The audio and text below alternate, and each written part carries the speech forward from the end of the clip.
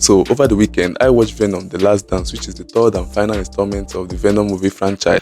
And here are my thoughts about the movie.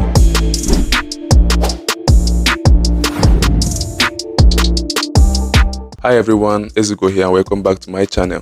So Venom was released on the 25th of October 2024. I think this is the third week since it premiered. I'm sure by now everybody have seen the movie, but I just wanted to share my thoughts about the movie and what I like and what I dislike about the movie. And at the end of this video, I'll be giving a rating out of 10.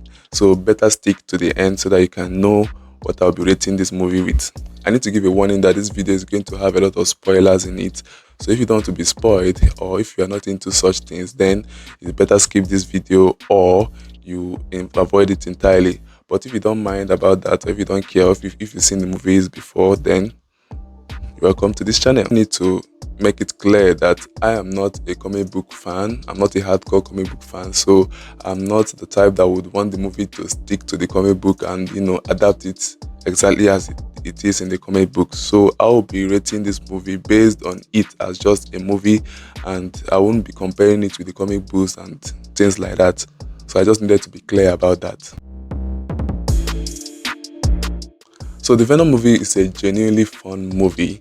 I had a lot of fun in the theater. There were a lot of funny scenes, cool action scenes and cool stunts in the movie. I'm sure you must have seen it from the trailer, or if you've seen the movie before, it had a lot of cool stuff there.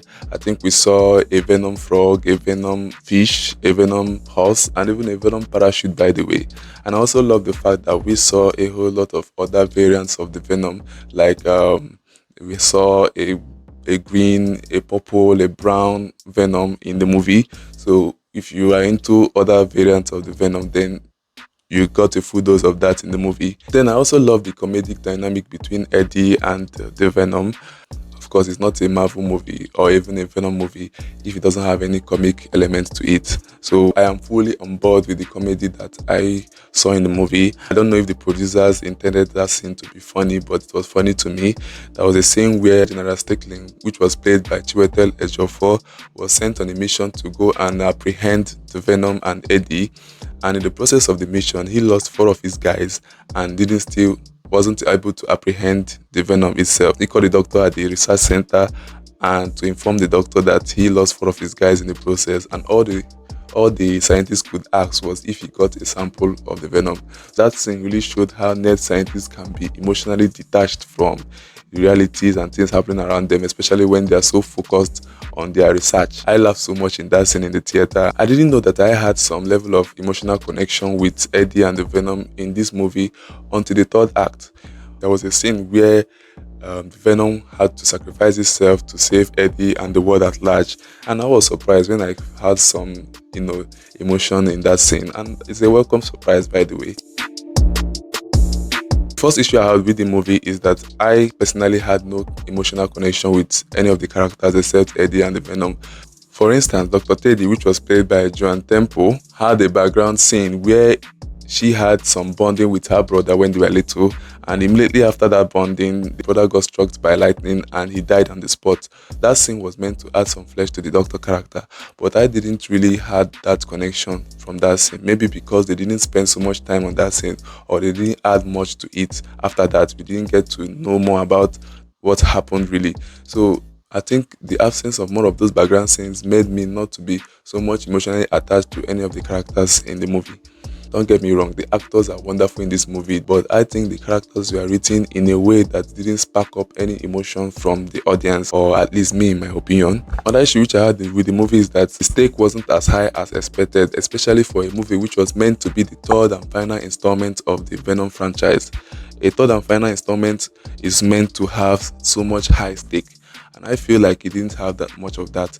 And what I think they would have done to increase the stake of that movie, there's a character in the movie called Null, which is the father and the creator of the symbiont. He was betrayed by his children due to some reasons best known to them, and they imprisoned him and escaped their world and crashed on Earth to hide from him. So Null found out that there was a key to his freedom from that prison, and that key, which is the Codex, was held by Venom and Eddie.